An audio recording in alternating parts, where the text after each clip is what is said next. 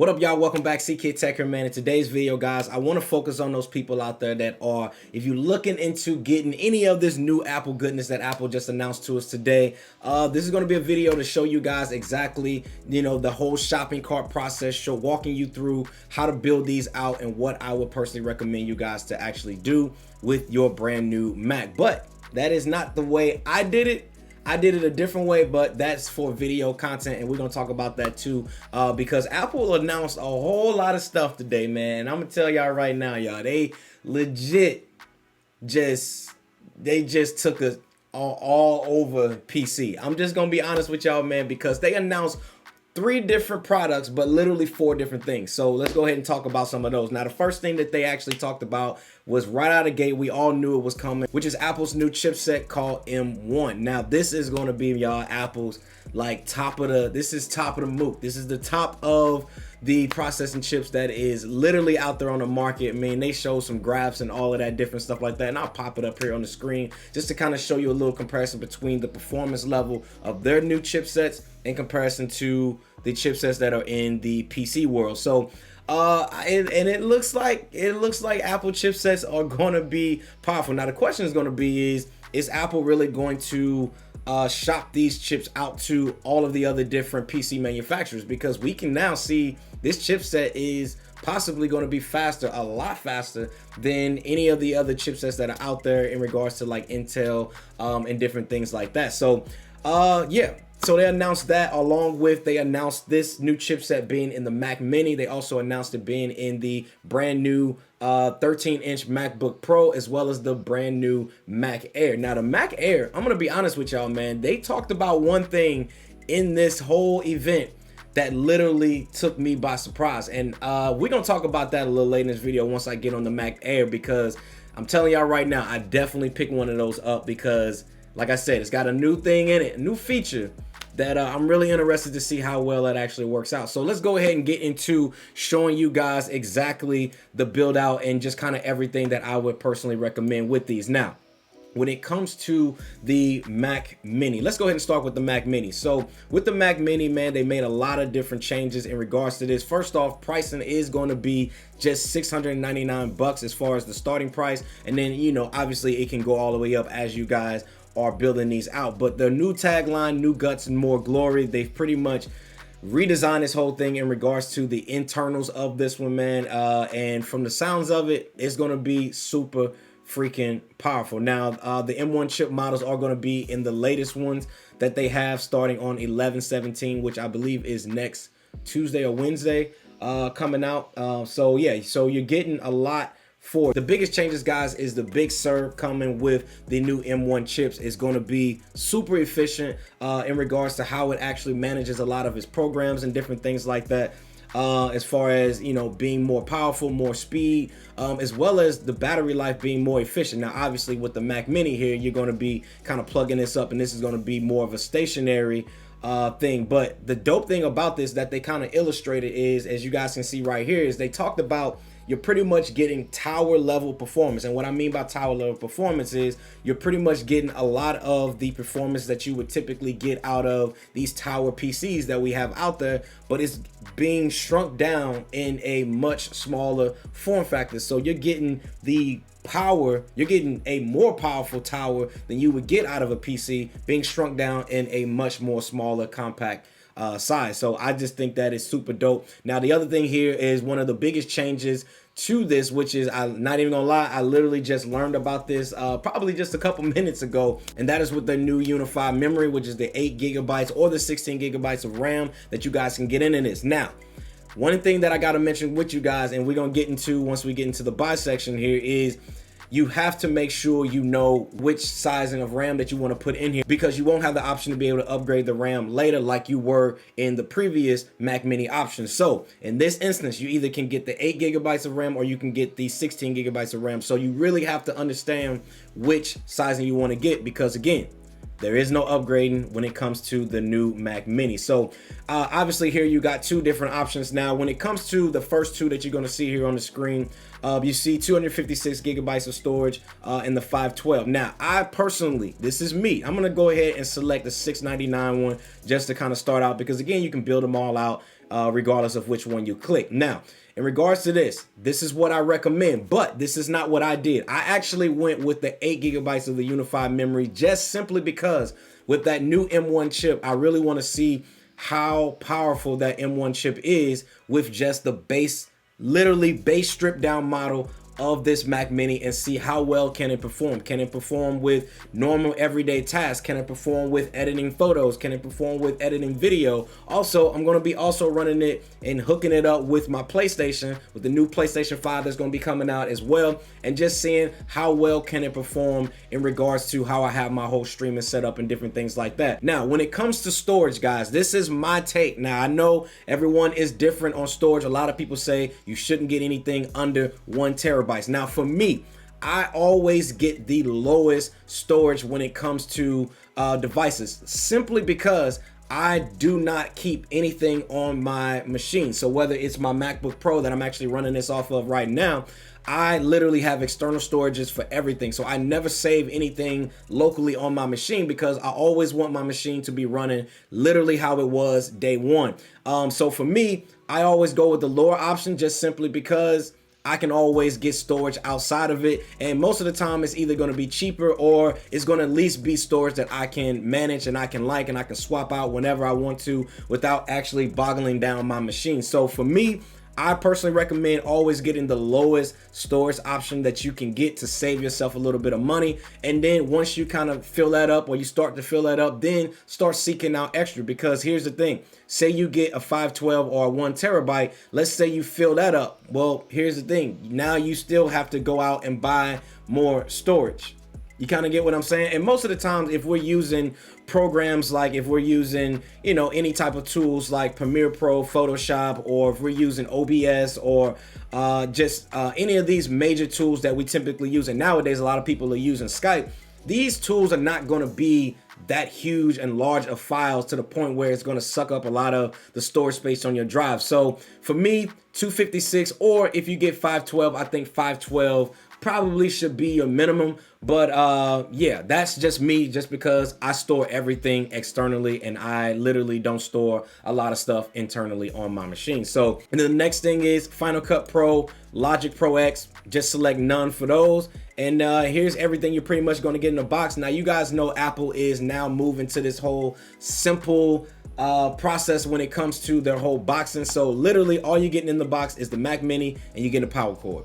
Literally, that's it in regards to that. Now let's go ahead and take a look at the ports on the back and kind of what you guys are getting with this. Now, when it comes to the Mac Mini, you guys are getting, you got your power button here on the left side. You're also getting your power connector here. You're getting your gigabit Ethernet port that you guys are going to get here on the back. You also are getting two Thunderbolt USB-C 4 ports that you guys are getting with the Mac Mini, which to me, I was hoping that they would at least give us 3, but 2 is fine, I think, for most people, because for me at least, I use a CalDigit hub. So for me, all I really need is just 1 port on the back, and maybe another one for my external storage card that I was just telling you guys about in regards to that. So you also are getting an HDMI, and then you also are getting 2 USB-A ports as well as a headphone jack. Now, I'm not gonna lie to you guys, I'm actually surprised that they actually kept the headphone jack on the back of this, because I just feel like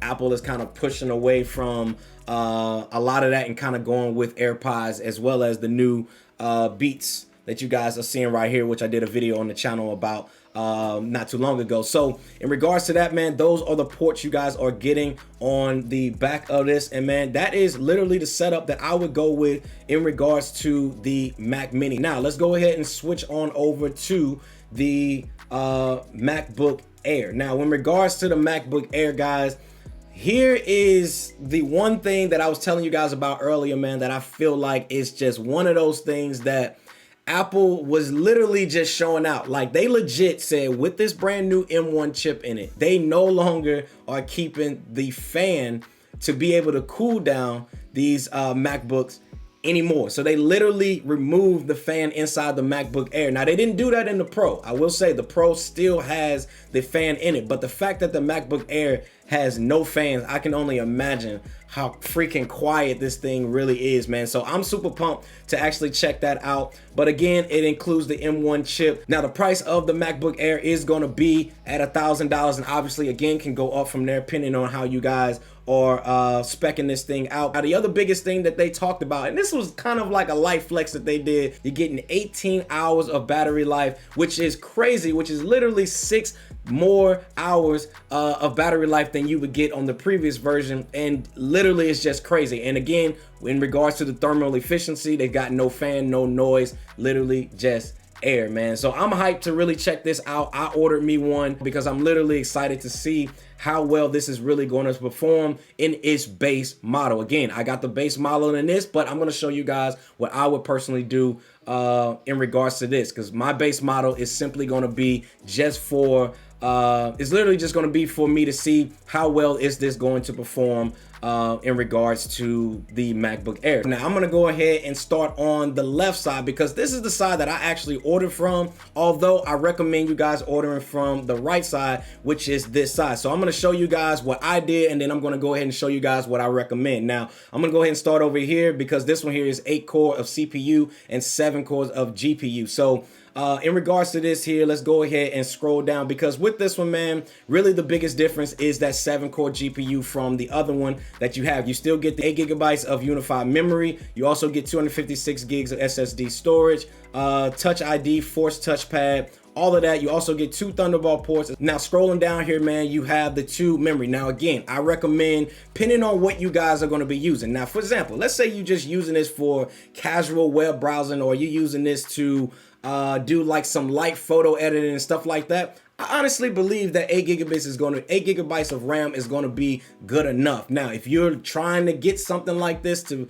really do some hardcore tasks and different things like that, then I think you might want to bump up to the 16 gigabytes of RAM with this and pay the extra $200, because again, you're not going to be able to upgrade this outside of the purchase. So Apple literally locks these down, so you don't have the ability to be able to do so in regards to these. Now, when it comes to storage, again, same thing in regards to the Mac Mini. Now, for me, I recommend probably the 512, you know, in regards to this, because again, for me, I offload everything. I don't keep anything on my machines because I want them, again, to run like I got them day one. But again, everybody recommends at least 1 terabyte of SSD today, but I think 512 is good if you don't want to pay that extra $400 for this, or the extra $200 if you're getting the 512. So for me, just kind of think about what you want to do and how you want to manage that. But I think staying somewhere between the 512 or 1 terabyte, I think you should be good to go. Pre-install software, I don't need Final Cut, I don't need Logic Pro X. And now, in regards to what's going to be in the box, you're going to get the MacBook Air, you're going to get the USB-C charge cable, and then you're going to get a 30-watt USB-C power adapter for you guys to be able to plug this in and keep your MacBook Air charged up. Now, again, you are getting the crazy amount of battery life with this, so I'm excited to really test that out in regards to that. Now, let's go ahead and move back to the one that I would personally recommend if I'm getting this for myself. Now, if I'm getting this for myself, again, both of these have the M1 chip in it, but I would prefer getting the 8-core GPU over the 7-core GPU. Now, let's go ahead and go into this build as well. Now, color-wise, I'm not going to go into color-wise because pick the color you want. Same thing here. In regards to memory, I would get 16 gigabytes of memory.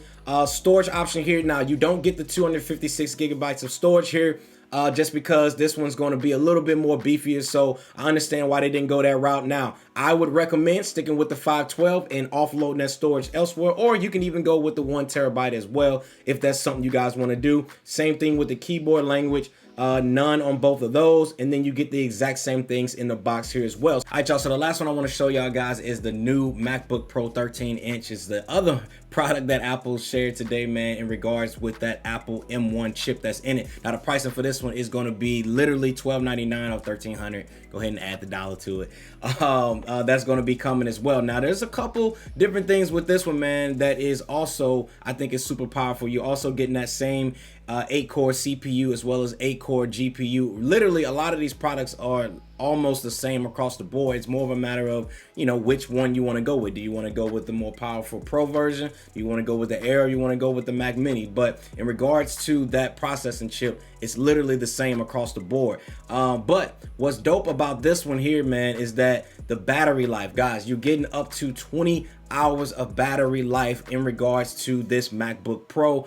This is literally the largest in regards to battery capacity that you have in any of the MacBook Pro lineups that they got. My 2018 MacBook Pro that I'm actually running right here on my setup, you know, it's good. Now mainly I've been having it docked, so I really haven't had to experience any difference in regards to the battery life, but I can imagine 20 hours of battery life is pretty impressive. Now, again, we got to test that all out just to see, you know, how well that's actually going to manage in regards to like photo editing or doing some heavy lifting when it comes to video editing and stuff like that. All the jargon and all of that, let's just go ahead and see how I would personally build this one out if I was buying the 13-inch MacBook Pro. Now, I'm not going to lie to you. I feel bad for those people out there that literally just bought that 16-inch MacBook Pro.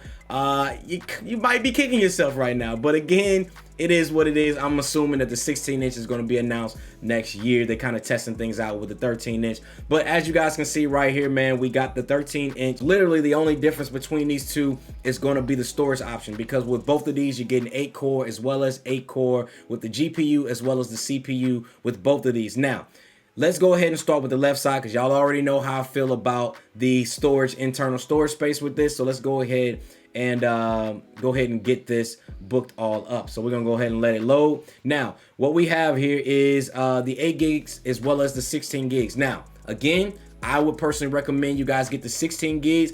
Although I wish they did give us a 32 gig model or something like that versus just sticking with the 16 gig. But again, I feel like with the 16 gigs, guys, is going to be enough, especially now that they kind of have their own processing with the M1 chip. I feel like it's going to work a lot better. And as well as, I honestly believe that the 8 gig is going to work.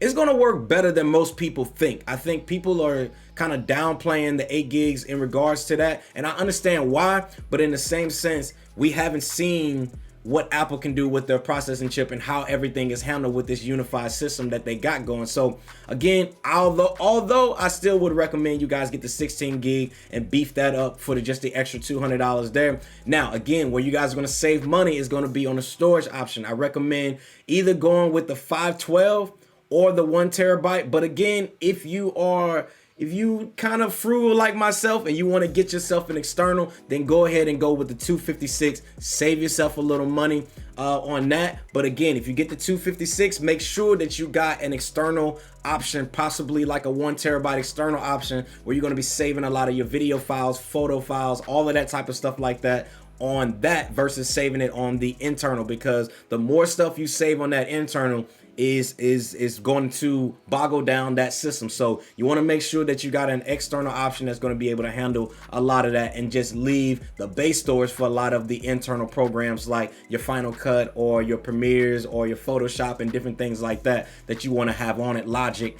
and different programs like that. So that is what I recommend in regards to the storage. And then in regards to pre-install options, if you need to install those, you can. In regards to what you're getting in the box, you do get a charger in the box. So you get the 13-inch MacBook Pro, you get the USB-C charging cable, as well as the 61-watt USB-C charging cable that you get with this one versus the 30-watt that you get with the MacBook Air. So just keep that in mind. You are getting double the wattage power with the MacBook Pro than you do with the Air. But again, with those two different models, it's not going to be that big of a difference in regards to those as far as keeping them charged, especially with the efficiency within the battery. So that is pretty much everything in regards to that. So I say all of that to say this, guys, if you guys are looking at any one of these products, I think with the new M1 chips being now the core of all of what Apple is putting together, man, I think that Apple is literally headed in the right direction. And I feel like for the longest, it looks like Apple have been waiting to break free of that Intel chain,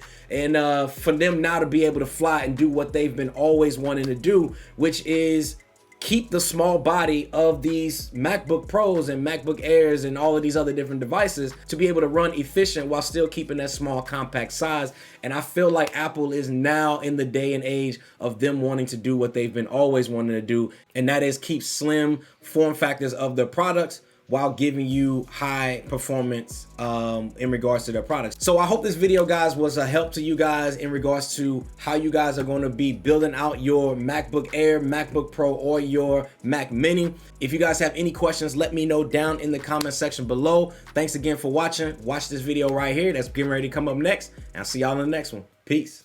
Yo, why you still here? Yo, fam, click on the video, bro.